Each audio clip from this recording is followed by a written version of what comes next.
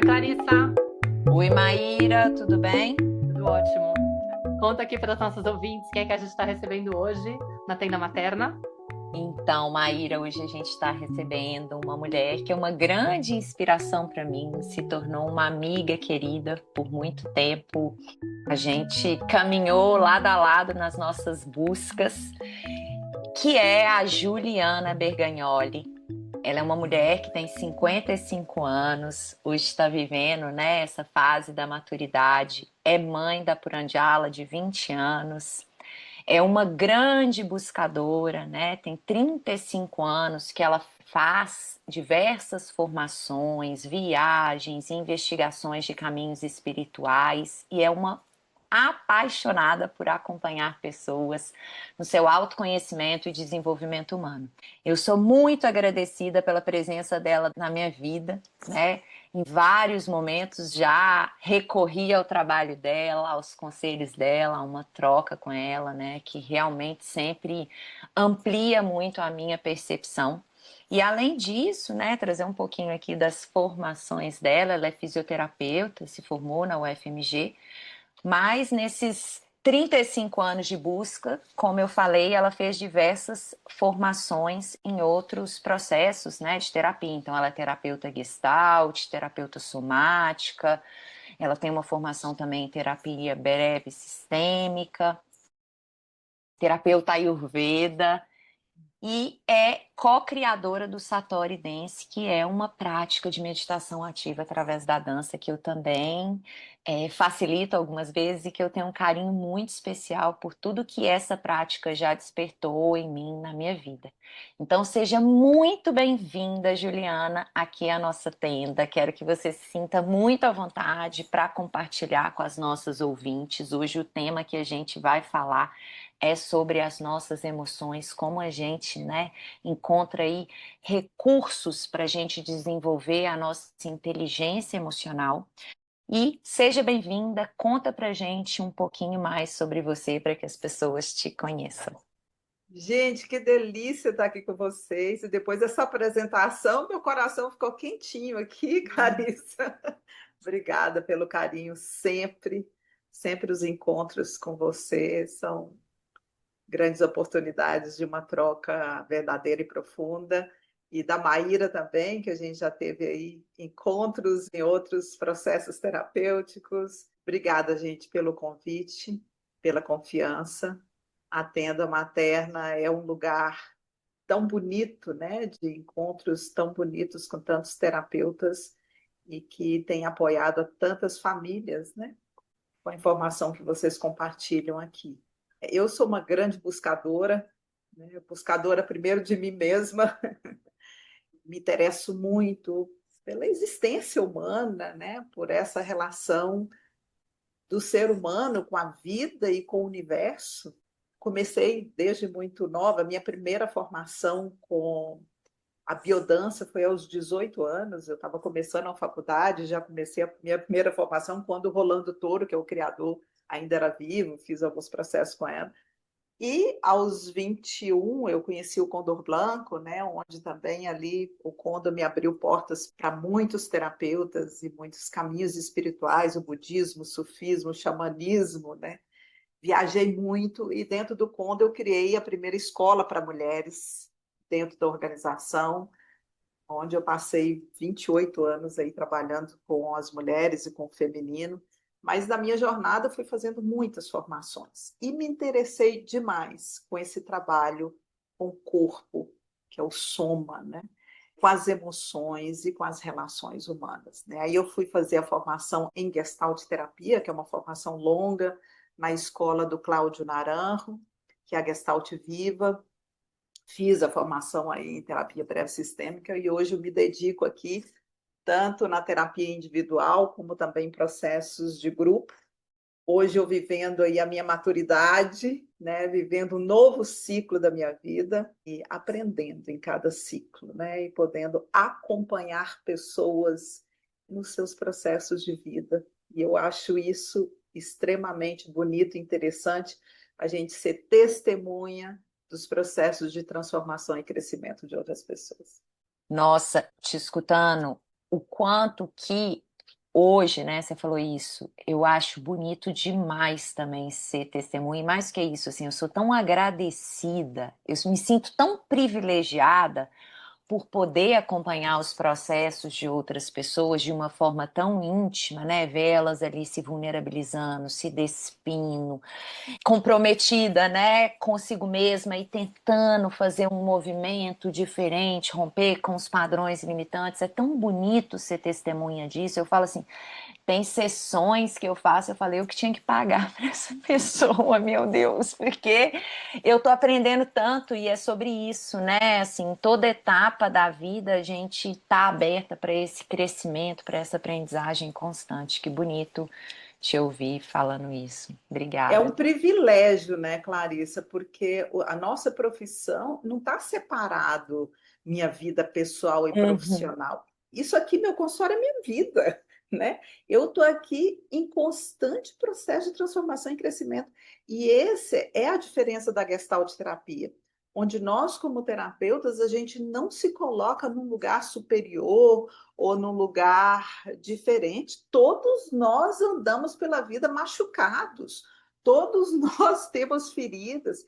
E o terapeuta Gestalt, a gente fica de frente para o cliente, né? Não é o cliente que está ali, eu estou de costas. Não, eu fico de frente e eu permito ser atravessada e tocada pelos processos. Então, a gente coloca aqui num lugar muito humano, né? E essa é a beleza que eu acho da Gestalt e o que me apaixonou demais assim, com a terapia Gestalt. E o quanto que isso conversa com o nosso movimento aqui na tenda mesmo, porque a gente fala muito dessa parentalidade, de um lugar que a gente rompe com essas estruturas de poder, né? Que a gente se coloca ali, não desde um lugar que é esse lugar da educação tradicional, que eu vou incutir o meu saber ali na criança, né?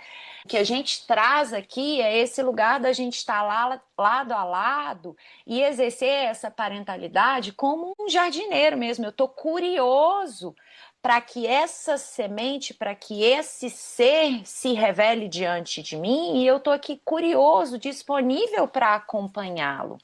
E para acompanhá-lo desse lugar, né, genuíno, assim, tem que ter essa troca, essa interação. E eu sinto o quanto que isso nos aproxima, tanto dos nossos filhos, né, e também, né, como psicóloga, o quanto que isso nos aproxima dos nossos clientes como terapeuta, o quanto que a pessoa, ela se sente mais à vontade para se revelar ali, quando ela sente essa proximidade, esse interesse, quando ela sente que a gente também é humano, que a gente também tem feridas, que a gente também é falho, que eu não estou num lugar superior ditando para ela ou, né, escondendo dela, eu sei algo sobre você que você não sabe, eu detenho um poder que você. Muito antes, pelo contrário, né? São relações mais horizontais e acho que o mundo precisa tanto disso, né? E aí vem assim, eu acho que é muito parecida a formação do terapeuta Gestalt com a formação como pais, que eu acho que é uma formação também, né? Um aprendizado constante, porque na minha formação de 3 anos eram imersões de quinta a domingo, né? Várias, e o terapeuta chegava, porque é uma formação internacional, são terapeutas que vêm da Europa, do Chile, do México e tal. Qual que é o primeiro que vai passar aqui? E são 4 dias onde todos se mostram, onde se abrem, se expressam e falando de dores profundas, de coisas profundas, e você vê diferentes terapeutas trabalhando essas questões ali ao vivo com o grupo. Então, a gente acredita que se eu quero ser um bom terapeuta, ou se eu quero ser um bom pai, eu preciso de um trabalho sobre si, sabe? Sobre mim, um trabalho profundo. Porque se eu quero ser um pai consciente, no mínimo, eu tenho que me conhecer e eu tenho que aprender a lidar com o meu corpo, com as minhas emoções, com a minha mente, né? Para eu poder ser digno de ser inspiração para os meus filhos ou ser guia, né? Saber que nessa primeira infância as crianças aprendem por imitação, aprendem por exemplo, é muito importante o trabalho sobre si, se eu quero um trabalho profundo como pais, né? Maravilhoso. Acho que antes de tudo eu queria também agradecer a sua vinda, né, e falar que foi muito gostoso também ter te conhecido nesse outro contexto, quando a gente fez a formação, eu e a Clarissa, com o Vikram, que você estava lá, né? E pensando nisso que vocês estão trazendo, isso que a Clarissa falou, né, do nosso papel de ser mais pais jardineiros, eu acho que o desafio, contemplando isso que você também trouxe, é justamente esse trabalho pessoal, né? Porque às vezes a gente fica com a sensação de que a gente sabe como os nossos filhos deveriam ser, e a gente não consegue se abrir para ter esse olhar curioso de tentar descobrir junto com ele quem eles vieram a ser, né? E é tão lindo quando a gente começa a conquistar isso, de conseguir realmente observar, acompanhar, confiar naquilo que eles trazem, abrir esse olhar curioso, de ficar, o que será que vai sair, né? Será que vai vir uma tulipa? Será que vai vir uma margarida? Será que vai vir uma rosa? Porque geralmente a gente já tem uma ideia de como eles deveriam ser, né? Eu gosto muito da metáfora que a Shafari usa do script, que a gente engravida e se torna cineasta. A gente não se torna pai e mãe, a gente já cria um desenho, um filme de como vai ser, como os nossos filhos vão ser, como a gente vai atuar como mãe, como o pai vai atuar como pai, como os avós vão tratar a criança, como o mundo vai ser, mas a gente já desenha lá um roteirinho e, na verdade, aquela coisa não acontece como a gente gostaria e a gente fica toda hora desesperado porque quando alguém sai do script, a gente quer demitir ou mandar para terapia, ou a gente mesmo, quando a gente falha, a gente não consegue fazer aquilo que a gente estava esperando, a gente também quer se demitir, também ficar com a culpa, porque olha só, eu deveria ser uma mãe assim, deveria ser assado, nunca vai sair daquele jeito. Né? No fim, ela fala, cara, não existe, esse filme é uma fantasia. E os filhos, eles chamam a gente para desconstruir essa ideia de que a gente tem esse controle. Nós não temos esse controle. E aí, quando eu vejo a dificuldade das mães, né, na minha mentoria eu pontuo muito isso, assim, gente, a sua dificuldade de ter esse olhar curioso, de confiar, de aceitar o seu filho como ele é, de estar lá acompanhando, muito mais com esse olhar de o que será que vai acontecer, deixa eu tentar, obviamente que eu vou guiar, mas eu não vou controlar, não vou querer moldar, né? Por que que a gente sai desse lugar de querer controlar e garantir, moldar, esculpir o filho para ser a nossa versão do que a gente acredita que deveria ser aquele personagem? Porque no fundo, a gente está distanciado da própria essência. Porque nós fomos desviados da nossa essência e nos forçamos a ser uma rosa quando, na verdade, a gente era uma margarida. E a gente nem sabe, já se esqueceu, ou talvez nem tenha conhecido a nossa versão real, né? Perdeu a oportunidade lá atrás de seguir conectada com aquilo, se desviou e agora fica assustada com qualquer coisa que o filho apresenta. Então, esse trabalho de olhar para si é fundamental, realmente, como você disse, né? Os pais têm que se trabalhar, têm que olhar para si, para que eles possam garantir que os filhos sejam eles mesmos, né? Porque eu não vou aceitar o outro como ele é, se eu não aceito como eu sou, se eu não sei, nem me conheço o suficiente, né? Então, acho que é realmente a maternidade, a parentalidade, ela acaba sendo esse convite, né? Tipo, ou você olha para si, ou você corre risco de ficar aí controlando essa pessoa que veio através de você, né? Que veio para você, e você tem que honrar isso daí, né? Você tem que realmente ser digna de poder acompanhar essa pessoa de uma forma respeitosa, permitindo que ela seja quem ela é, né? Mas é um super desafio. E aí acho que é interessante a gente poder falar sobre isso, né? Porque muitas vezes esse distanciamento vem muito de não se permitir sentir. Acho que uma das maiores feridas que a criança tem quando ela cresce num estilo mais tradicional é de ter as emoções reprimidas, né? É de ter uma interpretação de que qualquer desregulação emocional é falta de educação, é falta de esforço, é optativa, e a gente sabe que não é uma escolha, é simplesmente algo que nos atravessa. Então, o adulto que está educando uma criança mais no modelo tradicional, ele vai tentar convencer essa criança a cortar aquilo. Você não pode sentir desse jeito, não tem essa. Sentir raiva é errado, sentir tristeza é errado, sentir medo é bobagem. Tenta ir pelo convencimento, né? Distrair, consertar o sentir.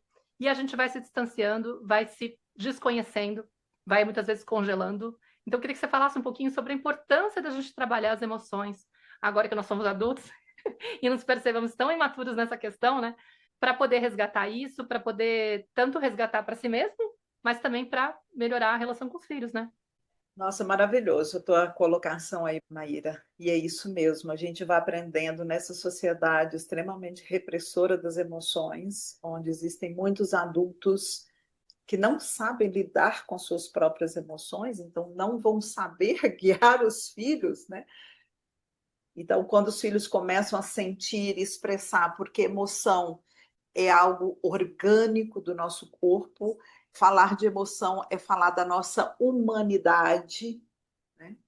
Falar de emoção é falar de sentir a vida, de recuperar nossa capacidade de ter uma vida emocionante, excitante, vital, onde eu me sinta viva. Quanto mais eu reprimo as minhas emoções, mais eu vivo sem vitalidade, anestesiada. E imagina a qualidade que vão ser esses vínculos, essas relações de duas pessoas que estão anestesiadas emocionalmente, porque hoje qualquer tristeza já vira depressão, anestesia essa pessoa, né?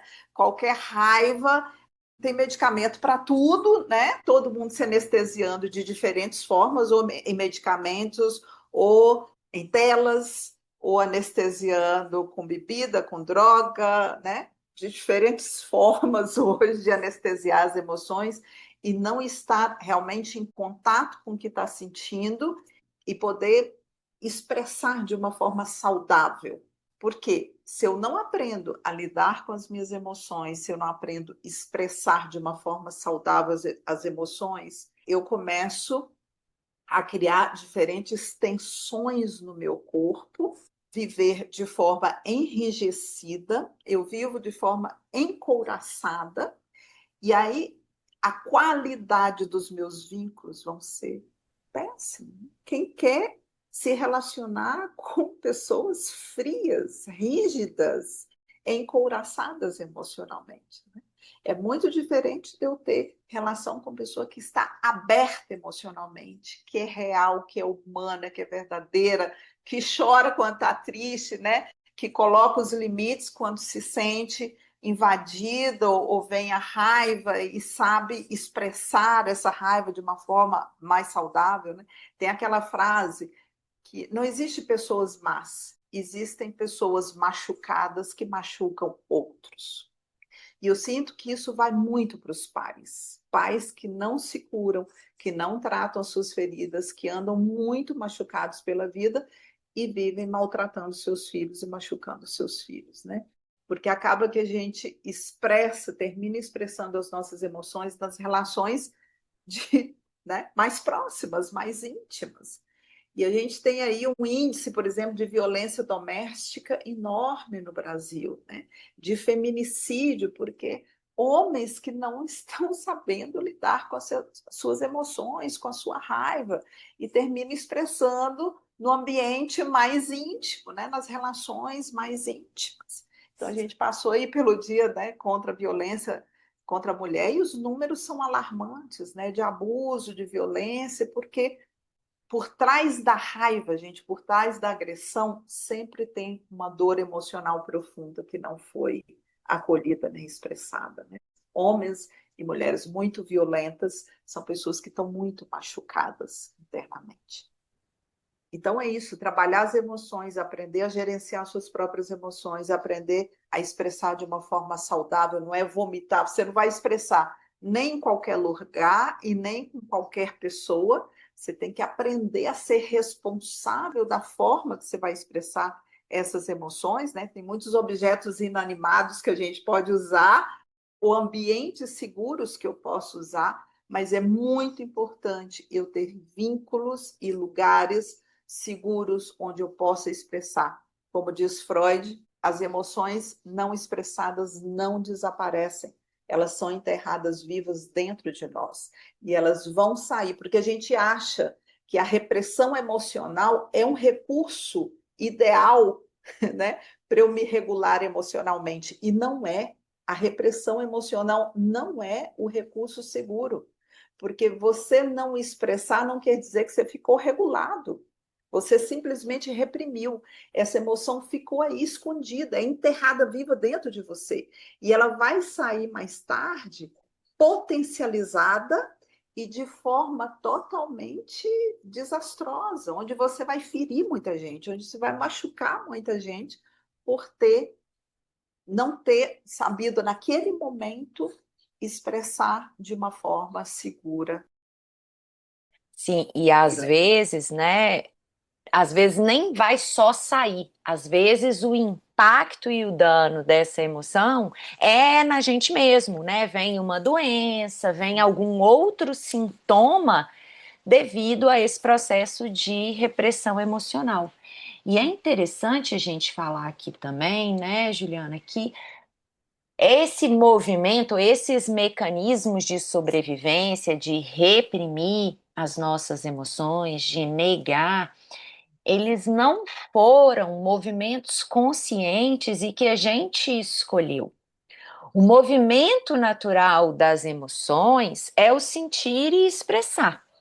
Mas lá na nossa infância, como a gente não conseguia se regular emocionalmente sozinho, né? A criança ela depende desse encontro com o adulto para se corregular, porque o sistema nervoso dela ainda é imaturo. A gente muitas vezes solicitou o que a gente necessitava, essa corregulação, esse acompanhamento, essa disponibilidade, essa abertura dos adultos que a gente está falando aqui, mas justamente por eles não saberem ou por estarem muito atribulados, pelo motivo que for, né? E a gente não obteve isso, a gente foi aprendendo a desenvolver estratégias de sobrevivência, né, que nos afastam e que hoje a gente ainda segue vivendo em função dessas estratégias que foram organizadas lá na infância. Então, pensando nisso, eu queria te trazer uma pergunta, que é assim, né? Então, beleza, a gente sabe que nós aprendemos a reprimir as nossas emoções, que a gente não tem intimidade com as nossas emoções, né? Não existe essa intimidade emocional, nem a gente com a gente mesmo, muito menos nas nossas relações, né? As relações é o que você falou. Imagina duas pessoas anestesiadas, duas pessoas encoraçadas, ou duas pessoas que estão ali, a flor da pele explodindo uma com a outra, ou às vezes uma anestesiada e outra mais, né, assim, a flor da pele, e que não sabe expressar com consciência, né, de forma responsável e consciente. Como que a gente começa esse caminho, né? Entendendo, primeiramente, eu sinto, mas eu queria te perguntar assim, como que a gente começa a se fazer mais responsável, né, pelas nossas emoções? Para quem está ouvindo aqui pela primeira vez, isso tudo faz sentido. Como que a gente poderia começar a se tornar mais íntimo das nossas emoções e respeitar a natureza da emoção, que é o sentir e o expressar, né? Para eu começar a expressar de forma consciente. A gente esteve junto num retiro agora, né, Juliana? E você trouxe, inclusive, práticas, né? Depois a gente pode falar sobre elas, mas eu queria que você falasse assim, para quem está ouvindo isso pela primeira vez, ou já conhece e quer começar a movimentar as suas emoções de forma mais consciente, o que que você sugere? Então, primeiro, né, gente, validar o que você está sentindo. Primeiro, se eu estou com raiva, eu estou com raiva. Se eu estou triste, eu estou triste. Se eu estou feliz, eu estou feliz. Né? Se eu estou com medo, eu estou com medo. Não negar essa emoção. Segundo, entender que não existe emoção positiva e negativa. Isso é um termo criado erroneamente na nossa sociedade. Todas as emoções cumprem uma função no nosso sistema. Emoção é uma resposta inteligente a todos os estímulos que a gente recebe do meio ambiente. A gente sente à medida que é afetado por diferentes acontecimentos. A gente é preparado fisicamente, biologicamente, para aguentar a carga de tensão de várias coisas que acontecem e expressar essa carga através da expressão emocional. O que a gente não é preparado é para sentir e não expressar e aguentar a carga. Quanto mais eu sinto e sou afetado, por exemplo, aconteceu algo que me deixou triste. É natural que eu sinta essa tristeza, algo que me doeu, sei lá, alguma coisa que me afetou emocionalmente e me desregulou emocionalmente. Eu sou preparado para sentir a tristeza e quando eu sinto tristeza, o que naturalmente o meu corpo faz para descarregar isso? Chora. Se eu sinto essa dor emocional com algo que me afetou, que me doeu, que me atravessou, e eu não choro, eu vou aprendendo a segurar esse choro, um grupo de músculos do meu corpo começam a tensionar. né? Porque têm que entender que as emoções acontecem no corpo. E um dos mecanismos do corpo para evitar o sentir é a tensão. Quanto mais o corpo é livre de tensões e flui, maior a minha capacidade de sentir. Quanto mais eu tensiono o meu corpo, eu diminuo a minha capacidade de sentir. E eu vou criando essas tensões crônicas. Tem os músculos do choro, tem os músculos da raiva, tem os músculos do medo, né? Eu vou diminuindo duas coisas: a minha capacidade de movimentar e a minha capacidade de respirar. Porque quanto mais eu aumento a minha mobilidade física e a minha capacidade de uma respiração diafragmática e profunda, eu aumento a minha capacidade de sentir. Então, primeiro validar, dar espaço para expressar essas emoções e ver a minha capacidade, isso é autoconhecimento, qual que é a minha capacidade de lidar com essa emoção ou com essa situação. Eu posso lidar com os meus próprios recursos ou eu preciso pedir apoio? Isso também faz parte. Tem situações que eu não dou conta de sustentar sozinha. Quem me sustenta é minha rede de apoio, que são os meus correguladores. Então, quando eu me desregulo emocionalmente, geralmente eu tenho reações físicas, né? Quando eu estou desregulado emocionalmente, a minha frequência cardíaca aumenta, a minha respiração fica diferente, às vezes eu começo a suar, ou no medo eu fico fria, né? Eu tensiono o corpo e eu começo a ter uma série de sensações físicas que estão me mostrando que eu estou desregulando emocionalmente. Tem situações que, com os meus próprios recursos, respirar, usar alguns recursos que eu tenho, por exemplo, no meu caso, eu gosto de dançar, ou eu vou aqui, saio no consultório, vou ali para a natureza um pouco, olho para o céu. Eu tenho os meus mantras que já me salvaram de muitos momentos de desregulação emocional. Eu tenho vários recursos aqui que eu uso, mas principalmente respiração, movimento e voz. Seja chorar, gritar, expressar nas almofadas, né? No caso da raiva, você pode expressar nas almofadas, você pode expressar com o próprio corpo. E se eu não dou conta, eu vou buscar um corregulador, né? Que pode ser, o corregulador pode ser pessoas, pode ser animais, por exemplo, hoje os cachorros e os gatos estão sendo correguladores de muitas pessoas, né? Pode ser animais, pode ser a natureza, pode ser os elementos. Eu vou tomar um banho, eu vou nadar, eu vou caminhar na floresta ou no parque. O corregulador pode ser um lugar, pode ser um pensamento, pode ser outra pessoa, pode ser ambientes que me corregulam, né? Então, isso também é autoconhecimento. Como que eu vou lidar com o que me afeta, onde que eu vou expressar isso de uma forma segura, não vomitando nos outros, não machucando outros, não trazendo sofrimento para outros, mas assumindo a responsabilidade. Eu posso lidar com essa carga ou eu preciso de apoio emocional e aprender a se vulnerabilizar e pedir apoio. Isso é muito importante.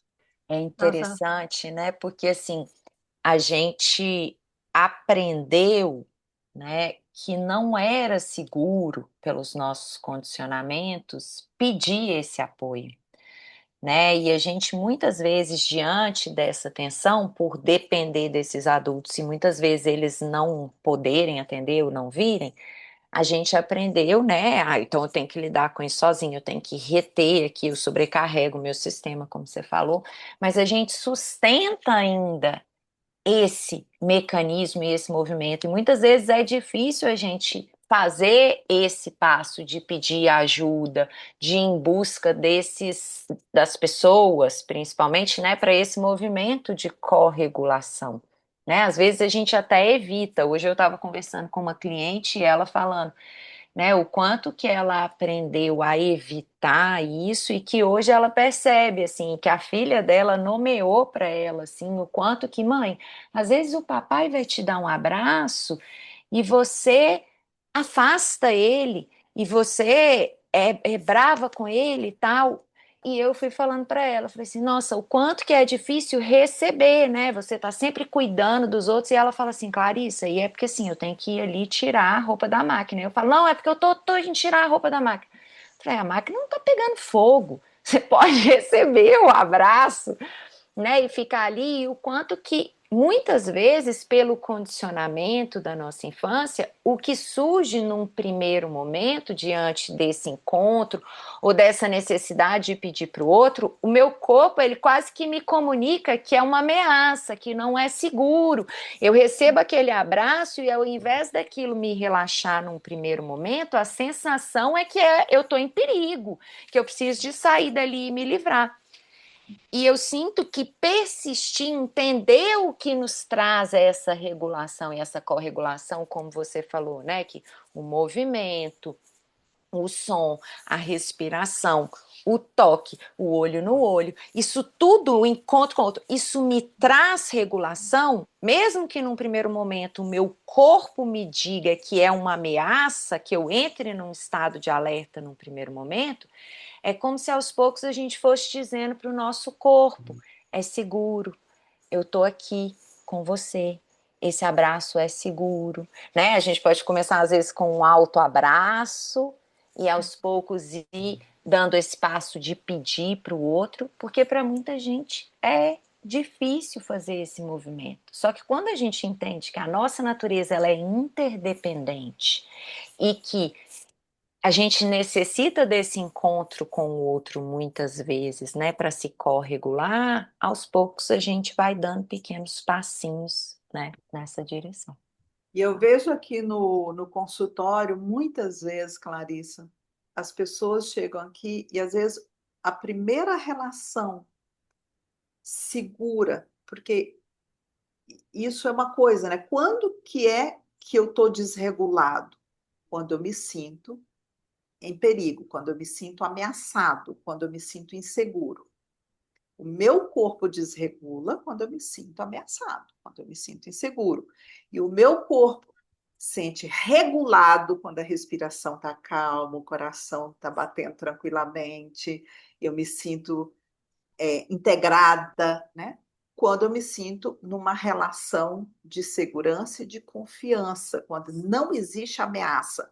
E muitas vezes a pessoa chega aqui tão machucada das relações desde a infância, de pessoas, né, sofreram muita violência, negligência, desamparo, que às vezes a primeira relação onde ela pode confiar, ou muitas vezes o terapeuta tem essa função de uma reparação, onde eu sei que aquela pessoa comigo vai ser o primeiro vínculo de confiança da vida dela, onde ela pode confiar em se abrir emocionalmente, se expressar, muitas vezes é na terapia e cumpre essa função, sabe? E às vezes é o quê? Você encontra um companheiro que vai ser reparador na tua vida, ou você encontra uma amizade, sabe, de uma pessoa profunda que te olha sem julgamento, sem nenhum tipo de exigência, onde você não vai se sentir inadequada por expressar suas emoções, e sim você vai ser acolhida tal qual você é, né, com todas as suas feridas e dores, porque você, né, olha para aquela pessoa com amorosidade, com ternura, com carinho. Então, eu acho que a gente tem que pensar também, nós no mundo somos pessoas reparadoras ou somos pessoas que estamos reforçando esse padrão de dor e de traumas que essas pessoas já vêm carregando, né? Então, o que eu tenho aprendido no consultório é ser essa presença amorosa para eu talvez construir com os meus clientes essa relação onde eles têm ou vão praticar esse abrir emocionalmente e poder recuperar sua capacidade de sentir, porque muitos chegam aqui extremamente encoraçados e com muito medo de abrir emocionalmente e voltar a serem machucados, e voltarem a serem abandonados, e voltar a ser julgados por estarem se abrindo emocionalmente, né?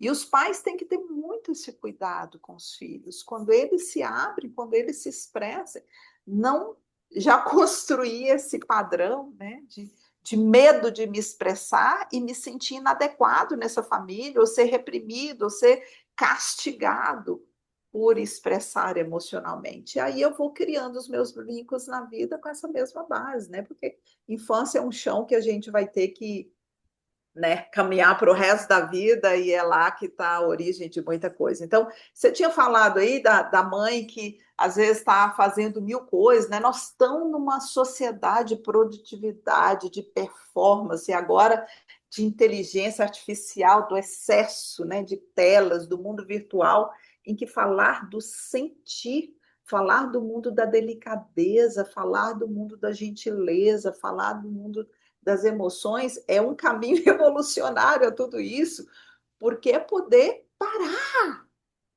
Para sentir, você precisa dar pausa, sabe? Para sentir, você precisa olhar. Agora vê esse filme aí, o Filho de Mil Homens, né, que traz muito isso, né? O Rodrigo olha de verdade, ele sente de verdade. E nessa loucura que a gente está vivendo, o mundo virtual, a gente está afastado desse corpo, desse sentir. E aí a vida da gente perde enormemente uma quantidade de experiências, né? Porque quando eu estou sentindo, gente, a vida fica muito mais emocionante, excitante, as minhas relações são muito mais profundas, onde eu me sinto muito mais vivo nesse corpo, e não nesse mundo virtual, distante do meu corpo, das sensações, dos sentimentos, relações superficiais, vazias, desconectadas, né? E aí vem essa quantidade de doença, né? Essa quantidade de colapso, burnouts e, né, um adoecimento mental incrível como nunca, né? É uma desconexão da parte humana, né? Que a gente está aqui para ajudar os pais a não perderem.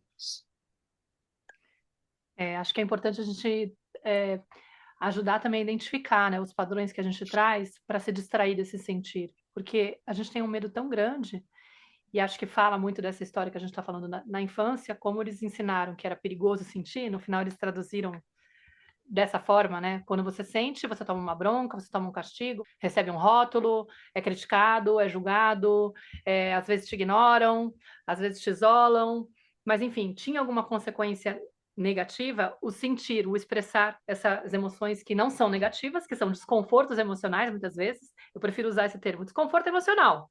Tá desconfortável, não é gostosinho sentir raiva, mas não é negativo, né? Tipo, simplesmente é uma emoção que não atravessa a gente de uma forma prazerosa, porque ela vem justamente para movimentar a gente, para colocar um limite, porque a gente está se sentindo injustiçado. Então, sim, ela tem um desconforto, né? Assim como a tristeza, o medo e tudo mais. Mas os pais, eles ficam muito preocupados em inibir aquele sentimento, muitas vezes até para tentar garantir que a criança esteja bem o quanto antes. Tem uma coisa de poupar trabalho, é mais fácil, né? A criança não manifestar aquilo, mas tem aquela coisa de achar que o papel é garantir que a criança esteja sempre bem. Eu sempre falo isso assim no meu trabalho com as mães, assim, gente, nosso papel não é garantir que a criança esteja sempre bem, é garantir que a gente possa acompanhar a criança sempre, ainda que ela esteja mal, mas permitindo que ela expresse o mal-estar dela. Porque a maior pegadinha assim dos pais é a criança vem trazer um problema e os pais já querem convencer que não tem por que ela se importar com aquilo. Olha só, não é bem assim. Não liga para essas pessoas. Você tem que aprender que as coisas acontecem dessa forma, mas você não tem que ficar abalado. Como assim não tem que ficar abalado? Aquilo está doendo, meu corpo está dizendo que dói, eu tô triste com aquela situação. E aí já tem aquela confusão. Eu tô sentindo tristeza, a mamãe tá dizendo que não é para sentir tristeza. Como que eu vou nomear isso então? Então é errado sentir tristeza? Eu sou inadequada para sentir tristeza? Vira uma coisa assim embaralhada na cabeça. E aí, como a receptividade não é aquela coisa tipo, pode vir e expressar e mostrar, eu tô aqui, né? Tipo, enquanto você estiver assim, eu vou te corregular, eu vou te ajudar, eu vou te escutar, aquela escutativa, amorosa, presente, né? Não, como tem uma coisa lá que enrosca, o que eu concluo é sentir é perigoso. Para além da coisa do receber apoio, né? Sentir é perigoso. E aí, quando eu cresço, eu vou criando essas formas de proteção, né? Esses comportamentos que me protegem, que é técnicas de me distrair. Tem uma discussão lá com uma pessoa de manhã, fico ativada, vou para as redes sociais, começo a comer um monte de coisa, cada um faz uma coisa, né? Sei lá, fico me distraindo com trabalho ou então com algum estudo, mas eu vou focar a minha mente em alguma coisa que faça eu não entrar em contato com o sentir. E é aquilo que você falou, a gente vai acumulando, acumulando, acumulando. E pode vir com uma explosão, descarregar em alguém, geralmente os filhos, que são a parte mais vulnerável, mais desprotegida, que não tem como. Se é pai e mãe, facilmente você descarrega nos filhos, né? Até tem a coisa do agora chegou a minha vez. Faziam isso comigo e eu tenho esse padrão meio de espelhamento também. É a única forma que eu sei fazer, repetindo aquilo que eu recebi. Tem que ter muita consciência, porque se a gente realmente não identifica que a gente está usando estratégias para escapar desse sentir, a gente corre o risco de ter comportamentos depois que a gente vai se arrepender. Mas o mais curioso é a sensação que a gente tem de que é perigo, perigo, perigo, é porque a nossa criança lá atrás, a criança interior que está dentro da gente, fala: Meu, era zoado quando acontecia lá atrás. Olha o que acontecia. E eu não tinha como fazer nada a respeito, porque eu era uma criança, e eu era vítima daquele contexto. Não tinha como enfrentar meus pais e dizer, não é bem por aí, vamos lá, né? Nem chamar atenção, falar assim, escuta, mãe, mas é genuíno da minha parte. Tipo, minha forma autêntica de me expressar é essa, o que eu tô sentindo. Minha filha já falou isso para mim. Mamãe, eu tô triste porque eu tenho que estar triste. Porque se eu não tivesse que estar triste, eu não tava triste. Num dia que eu saí com uma dessas do tipo, filha, mas também ficar triste por causa disso não tem porquê. Que até eu faço, né, gente? Todo mundo faz. Aí ela soltou essa, eu falei, gente, que pérola, como eles são espertos, como eles são precisos, e é isso, não tem sentido eu querer avaliar se faz sentido ou não ela sentir aquilo. É dela, é o corpo dela. Ninguém pode determinar o que o corpo do outro atravessa, é único. A experiência da pessoa é única. E aí tem isso.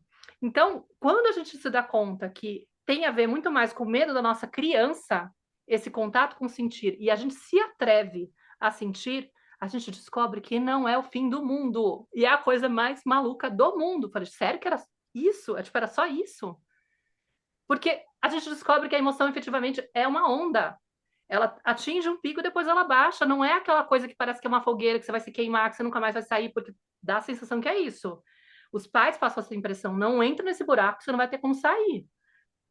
E aí você passa a vida inteira querendo fugir do buraco. E aí quando você cresce, você fica usando estratégia para distrair do buraco. Não, não quero entrar nesse buraco, deixa eu ficar aqui na rede social, me anestesiando, inconscientemente, obviamente, né? Mas a gente vai usando todos esses outros comportamentos para se proteger, né? Para escapar dessa história aí. E quando a gente faz a lição de casa, quando a gente se atreve, a gente entra em contato, a gente fala, uau, não só era muito menos difícil do que eu imaginava, como também traz esse alívio, né? Vai limpando, você fala, uau, tô aqui tirando as coisas que ficaram acumuladas, essa toxina toda que adoece, que depois traz a depressão, que depois traz a ansiedade. E o lindo é quando a gente faz o trabalho com as mães e trazendo técnicas muito simples, isso pode aliviar tanto e mudar tanto a vida dessas mulheres. E a gente volta para aquela coisa que a gente falou lá no começo. E como é lindo testemunhar essa transformação, né? Porque a gente se emociona. Eu, por exemplo, a minha mentoria é um encontro por semana. Aí eu vou lá, entrego, apresento umas propostas e tal. De repente, na semana seguinte, você não sabe o que está acontecendo na casa de cada uma, né? Porque é em grupo. Quando elas trazem os relatos, eu falo, uau! A pessoa fala, mudou da água para o vinho, tá muito diferente, a minha calma mudou, eu tô muito mais presente. Por quê? Porque faltava isso, esse atrevimento de fazer algo que lá atrás parecia tão assustador e que hoje, como adultos, a gente acredita que não é capaz e descobre que tem como fazer. Muito legal, Maíra. E aí, só colocando assim, você falou aí da sua criança, né? Da sua filha, e como que estar conectado às nossas emoções também está relacionado em recuperar a nossa própria natureza, a nossa autenticidade, a nossa naturaleza, porque a nossa própria natureza é de sentir, somos seres que sentimos. E quando a gente vai reprimindo esse sentir, o que a gente perde é uma vida muito pouco prazerosa. A gente para de celebrar a vida nesse corpo, Porque quando a gente deixa de sentir a raiva, porque as emoções, elas se contraem em pares, tá? Quando a gente deixa de sentir a raiva, a gente perde a capacidade de sentir amor. Porque a raiva é uma emoção de antipatia, é uma emoção de não chega perto de mim, é uma emoção de botar limite no outro, né? Não, não quero, não estou disponível nesse momento, não vou, não estou de acordo. Já o amor é uma emoção de empatia, é uma emoção de estar abertos para a vida. Não tem como eu viver as duas coisas. Se eu estou uma pessoa cheia de raiva, dificilmente eu vou conseguir sentir o que é a ternura.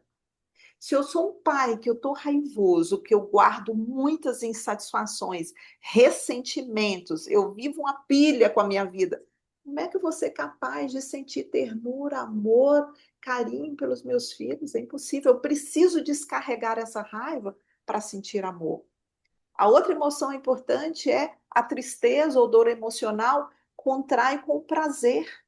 Se eu não sou capaz de expressar as minhas dores, se eu estou com o coração doído, né, que eu guardo muitas dores e ressentimentos do passado ou lutos do passado, é impossível eu viver uma vida prazerosa.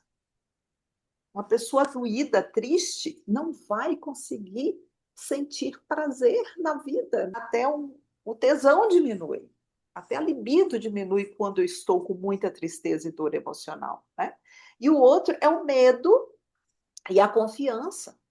Se eu sou uma pessoa que eu não permito sentir medo, se eu não permito viver os meus medos e atravessar os meus medos, cada vez que vem um medo, eu fujo, ou eu me congelo, ou eu me defendo, né? E não sou capaz de, né, de sentir esse medo e de viver o medo, dificilmente eu vou construir a confiança dentro de mim. Por exemplo, vir aqui fazer um podcast, um simples momento da minha vida, claro que vai excitar o meu sistema, claro que traz um pouco de medo. É um momento novo, eu nunca fiz um podcast aqui com vocês, né? Sempre que eu vou em direção a algo novo, é normal do meu corpo se excitar e vir esse medinho, né? E eu posso ou fugir, ou me congelar, ou vir apesar do medo. E quando eu venho e consigo fazer, o que eu ganho é confiança. Então, para que eu possa aumentar o nível de confiança em mim e na vida, eu preciso vivenciar o que me dá medo. Eu não estou falando de medo real, gente. Medo real, eu preciso proteger a minha vida, né? Eu não vou saltar do oitavo andar, eu não vou atravessar uma avenida cheia de carros, porque isso é medo real. Eu estou falando de medos psicológicos. Tá? Situações que me dão medo, porque vai vir um medo de ser julgada, de ser criticada, de ser excluída, né? Várias coisas que acontecem com a gente. Então, para eu me tornar cada vez uma pessoa confiante em mim, eu preciso ir em direção aos medos. Então, se eu quero viver no amor, no prazer e na confiança, eu preciso aprender a lidar com a minha raiva, com a minha dor emocional ou tristeza e com os meus medos, entende? Isso também é aprender, né, a amadurecer a nível de emoção e saber que uma pessoa que se anestesia, seja com, né, tudo que a gente falou aqui, ou que está desconectada do seu próprio corpo, suas emoções, geralmente vive num vazio existencial muito grande, porque como fez aquela pesquisa lá de Harvard, né? A pesquisa que durou mais tempo, 70 anos, o que realmente determina a felicidade do ser humano são relações nutridoras emocionalmente. Então, né, se a gente vive nesse mundo distante das nossas emoções e com relações pouco nutridoras, relações muito superficiais, isso causa um vazio, né? Uma perda de sentido da vida e uma vida muito pouco prazerosa e celebrativa. Realmente as emoções trazem cor para a nossa vida, trazem uma diversidade de experiências que é maravilhoso, gente, é maravilhoso. Nossa, assim, eu tô Cheio de insights aqui, vontade de ficar mais 3 horas conversando, porque desde quando você falou da necessidade de pausar para sentir, né, desses pares emocionais também, como que faz sentido? Nossa, teria tanta coisa para compartilhar que a gente vai ter que marcar um próximo episódio. Mas quero pegar um gancho para a gente ir caminhando para o final do nosso episódio com essa última coisa que você falou, né, assim, do quanto que a emoção traz corpo, a celebração, né? E essa disponibilidade para ir em direção à vida mesmo, né? E a gente está chegando no final do ano. E é um momento, né, de celebração, de festas, de muitos eventos, também, né, de muitos compromissos, de muitas demandas que esses eventos todos trazem, às vezes de encontros que nos desregulam, de situações, de pessoas, de ambientes que nos desregulam emocionalmente. Então, Ju, eu queria que você falasse para as nossas ouvintes, para a gente, né, ir encerrando, mas que você trouxesse talvez uma luz. Como que a gente se prepara para esse final do ano, que é um momento que, né, a gente sabe que vão vir muitas emoções, é um momento, né, que a gente está percebendo que toda essa aceleração que a gente já vive o ano inteiro, parece que no final ela se intensifica, porque os compromissos, eles são muitos, as demandas são muitas. Então, como que isso também nos afasta dessa natureza, do sentir, da pausa, de realmente a gente precisa disso para expressar o que a gente está sentindo, diminuir o ritmo, né?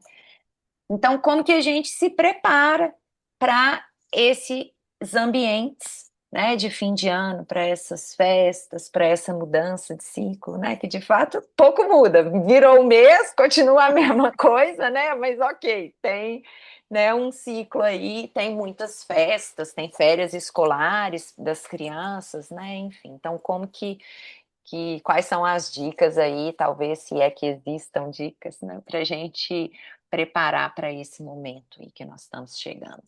Gente, primeiro, se vocês querem aprender a lidar com as emoções, precisam de aprender dois movimentos. Um é botar limite e o outro é pedir ajuda, né? Eu estou numa fase da minha vida que eu acho que menos acontecimentos, menos eventos e conexões mais profundas, ter mais tempo e mais profundidade para essas conexões.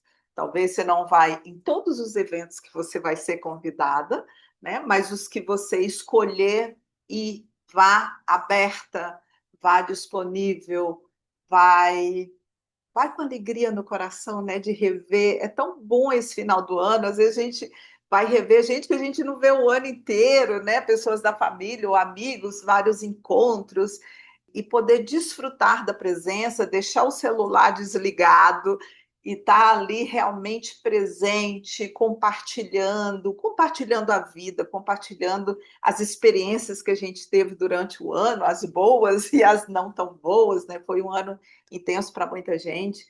Então, um é isso, menos e mais profundidade. Outro é não esquecer, a gente vê essa época do Natal, as pessoas esquecem tanto o verdadeiro propósito, né? Que é o nascimento de Jesus, que é um ser humano que foi referência para a nossa humanidade, né? De um ser humano íntegro. E o que é que Jesus ensinou sobre o amor, sobre a generosidade, sobre a bondade? Então, talvez nesse Natal a gente abrir o coração para compartilhar mais amor, mais carinho, mais afeto, mais tolerância, né? E não ficar tão preocupada com o presente. Hoje, né, as pessoas, o Natal virou uma data tão comercial e tão pouco afetiva, que é o verdadeiro propósito do Natal. As famílias se encontrarem para conversar, para divertir, numa mesa farta, né? Para comemorar a vida, o ano, né? O terceiro, mais abraços, mais afeto, mais carinho, né? Menos performance, gente, né? E mais verdade, né? E outra coisa muitas pessoas não têm na família todas as pessoas que você tem uma profunda conexão. Muitos me incluindo, tem pessoas na família que são co-desreguladores, pessoas que te desregulam emocionalmente, né, pela presença. Geralmente pessoas que estão precisando de se trabalhar muito emocionalmente, né, estão muito machucadas pela vida, que não querem se olhar, se ver ou se descarregar e aproveitam esses momentos para comentários inadequados, né, para comportamentos inadequados. Então, assim, quando a gente vai para um encontro onde eu sei que eu vou encontrar pessoas que me desregulam emocionalmente, eu já vou preparada. Que recursos que eu tenho, né, para lidar com essa pessoa ou essa situação ou esse ambiente, né?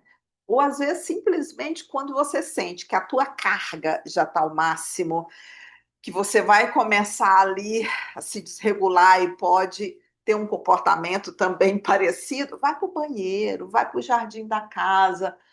Você precisa abrir espaço. Cada vez que eu me vejo carregada emocionalmente ou desregulada, eu vou para um ambiente onde eu possa respirar. Ou eu vou para o banheiro da casa, ou eu vou para um quarto, ou eu vou para o jardim da casa, eu dou uma respirada, né? Olho para o céu, olho para as plantas, brinco com um bichinho ali da família, né? Ou com alguém, ou eu vou para perto de alguém, eu vou conversar com alguém que eu sei que é uma pessoa que tem um profundo carinho por mim e eu me sinto regulada perto daquela pessoa. Então, buscar formas de você não sair daquele lugar, né, tão afetada e poder desfrutar da tua festa e da tua família. E desfrute, celebre a vida, gente. A gente nunca sabe qual que é o último ano, qual que é a última festa, qual que é o último momento. Essa vida é transitória, a gente está aqui, né, para se divertir nesse corpo que sente, que pensa, que nos dá tantos prazeres e tantas possibilidades de experiências maravilhosas nessa relação direta com a vida. E a gente precisa aproveitar todas essas possibilidades, né? E não viver aí anestesiados e nos defendendo da vida. E sim, quando eu aprendo a lidar com as minhas emoções, eu estou aberto, eu vivo com totalidade a minha vida, as minhas relações, e eu sei como lidar com tudo que me afeta, porque a vida é dinâmica e o tempo inteiro vai nos afetar. A vida não se sustenta só no prazer. A vida é dor e prazer o tempo inteiro. E a gente precisa crescer, amadurecer. Pais, por favor, né? Aprendam a lidar com as suas emoções, amadureçam, né? Pais e mães aí amadureçam emocionalmente para que vocês possam ser bons guias dos seus filhos, né? Demais, querida. E acho que tem só um ponto assim que eu queria acrescentar, porque às vezes, isso que você falou, né, de aprender a colocar limites e de repente escolher menos eventos para participar e os que você escolher ter mais profundidade, eu acho que muitas mães, né, muitas pessoas, muitas mães que eu atendo, que eu acompanho, não se sentem autorizadas a colocar um limite de, por exemplo, não vou na festa da família. Porque às vezes esse ambiente é aquilo que você falou, você tem uma expectativa de que a pessoa cresça, você sabe que ela tem que se trabalhar, mas ela não se trabalha, as motivações dela podem ser inúmeras. Mas, de qualquer forma, ela está presa naquele padrão de fazer comentários desagradáveis, de ter uma relação que é mais tóxica, e aquilo desorganiza muito a gente, e os nossos filhos presenciam essas cenas, não é um ambiente saudável. Você percebe que, assim, não tem essa parte, sabe? Não tem uma parte que compense. É simplesmente você seguir um protocolo social e se sentir inadequada por não querer estar com a família unida. Mas às vezes, assim, não dá. Simplesmente só te machuca. E tem gente que não se autoriza. Você acha muito errado, culpado, ou entra na chantagem emocional dos pais, aquela coisa, entra, tá presa na dinâmica, né? E é importante também, às vezes. Cara, será que é necessário? Eu não posso criar o meu jeito de celebrar com a minha família? Tem que ser com a família de origem? Ou pode ser com a minha família agora que eu construí? É algo também da nossa maturidade. Tá tudo bem eu bancar, dizer não vou na festa e permitir que os nossos pais, às vezes, que fiquem chateados e que eles tenham que lidar com isso, mas eu não me sentir presa a agradá-los, né? Porque isso era o que minha criança boazinha fazia, passava por cima de mim para poder deixar papai e mamãe contentes, mas muitas vezes aceitando eles me tratando mal constantemente, tendo que, né? Agora adulta eu não preciso mais. Então é só para deixar também maravilhoso que a gente tem estratégia, se a gente está nesse ambiente, tem essas duas talvez referências, né? Tem a pessoa que pode corregular e tem a pessoa que pode co-desregular. Aí eu tenho a natureza para poder fugir, o banheiro para poder escapar, o bichinho para poder brincar, a criança para poder também trazer uma coisa lúdica, mas às vezes é um ambiente que é só mal-estar, sabe? Você fala, meu, por que que eu tô aqui? E o que que eu tô ensinando para os meus filhos quando eu me obrigo a estar aqui por um protocolo social? Entendeu? Eu tenho o direito de dizer não, prefiro fazer tal coisa, tá tudo bem se você ficar chateada, você pode lidar com isso, ou você pode escolher não lidar com isso e achar que a culpa é minha, que eu estou te provocando, mas tá tudo bem, eu aceito. Estar nesse personagem, ser lida dessa forma. Não tem problema. O que eu quero é preservar o bem-estar da minha família e fazer uma coisa que para mim faz sentido, né? Acho que tem a ver com escolher menos e quero estar realmente em ambientes onde eu possa ter essa profundidade de relação, onde eu possa me sentir o direito de ser autêntica, de ser eu mesma, sem ser julgada, sem ser provocada, qualquer coisa do tipo, né? Enfim. E eu acho que, Maíra, eu acho que isso é um resultado do trabalho sobre si. Uhum. Uma pessoa que está um bom tempo fazendo terapia, fazendo um trabalho profundo sobre si, o caminho dela é o caminho da autenticidade, é o caminho da verdade. Cada vez a gente vai performando menos para Essa maturidade. agradar ou Uhum. para cumprir com qualquer padrão social que não esteja de acordo com o que eu quero para mim, com o modelo de família que eu quero para mim Uhum. ou o modelo de vida que eu quero para mim. E talvez esse modelo é totalmente diferente do que eu fui criada na minha família para ser. Então, o trabalho de autoconhecimento, o trabalho de você poder bancar e sustentar as suas escolhas, mesmo que elas são muito diferentes da tua programação familiar ou social. E eu acho que isso vale também para que tipo de festa ou que tipo de fim de ano você quer viver. Às vezes as mães só querem descansar, né, gente, esse final de ano, ir para um lugar tranquilo, né, e não ter esse excesso de eventos e de coisas acontecendo. Então, assim, cada um, eu não sei o que é melhor para vocês, eu não sei o que deixa vocês mais felizes, mas tenham a coragem de fazer escolhas que realmente sejam congruentes com seu próprio caminho interior, né? E com um modelo de vida que é satisfatório para você, que é diferente do meu modelo, diferente, né? E a gente vai, aqui é uma grande experimentação, né, gente? Cada vez a gente tem que ir explorando, né, novos modelos e novas formas de viver até adequar para aquilo que realmente faz sentido para a gente. Nossa, Ju, que delícia te escutar. Como eu falei, né, poderíamos ficar aqui mais horas ouvindo e falando, né, um tema que dá pano para manga, tamanho nosso afastamento, né, e conversar e ter um diálogo tão franco, tão vulnerável aqui entre nós também, o quanto que isso vai trazendo insights, vai trazendo questionamentos. Mas chegou o momento da gente se despedir, né? Eu sinto que teve muita troca rica, inspiradora para vocês que estão nos escutando. Quero te agradecer profundamente, Juliana, por ter aceitado o nosso convite, por ter entrado aqui na nossa tenda com toda a sua alegria, sua espontaneidade, sua autenticidade. Dá para sentir verdade nas suas palavras, né? Essa inteireza, essa coerência. Obrigada por isso, por ser quem você é, né? Você me inspira tanto, já me apoiou em tantos momentos desafiadores da minha vida, minha jornada de crescimento, e é uma alegria e uma honra poder compartilhar um pouquinho de quem você é, do seu trabalho aqui com as nossas ouvintes. E conta pra gente, né, como que as pessoas podem te achar, né? Deixa aqui as suas referências, como que elas podem acessar o seu trabalho, né, como terapeuta. Enfim, deixa aqui como que elas acham suas redes sociais, enfim, conta pra gente aí. Gente, foi um prazer enorme essa conversa aqui com vocês. Que delícia! Vocês são duas mulheres que me inspiram muito. O canto maternar, que ele siga fazendo esse trabalho lindo com os pais, com as crianças, e tão necessário, né?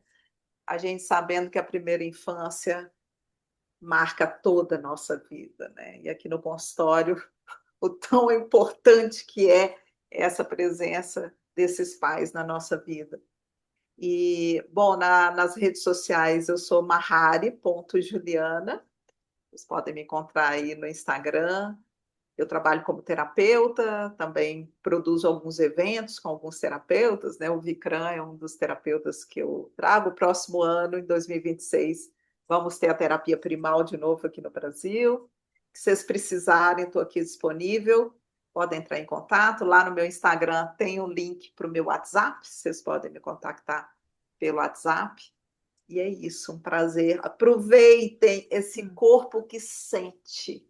Aproveita esse corpo, quanto mais vocês aprenderem a conectar com as suas emoções, a vida vai ser mais emocionante, divertida, prazerosa e rica de experiências, gente.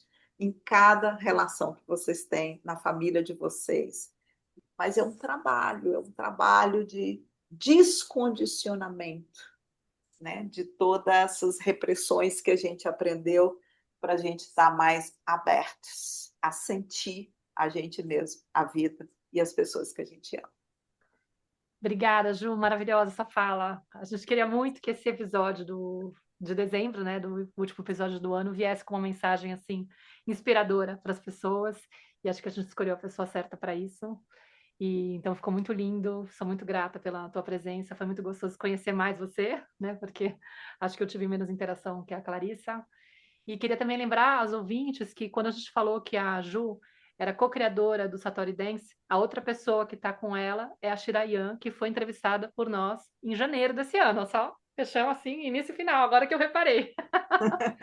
Então, quem não escutou esse episódio, pode também pular para ele. A gente estava falando sobre o trabalho da Byron Katie, Ame a Realidade, é o nome do episódio.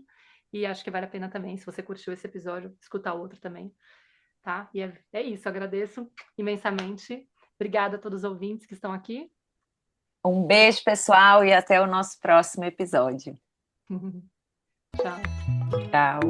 Eu sou a Clarissa de Aquiara. E eu sou a Maíra Soares. E você acaba de escutar mais um episódio da Tenda Materna, um podcast sobre maternidade e autoeducação. Nossa conversa de hoje te tocou de alguma forma? Tem algo que você vai fazer diferente depois de ter escutado esse episódio? Se sentir no seu coração, compartilha com suas amigas nosso podcast, deixa um comentário no nosso perfil do Instagram, @tendamaterna.podcast, contando como esse episódio mexeu com você. Segue a gente no Spotify para não perder nenhum encontro de inspiração, crescimento, trocas profundas e muito apoio. Nos vemos em nosso próximo episódio. Até lá!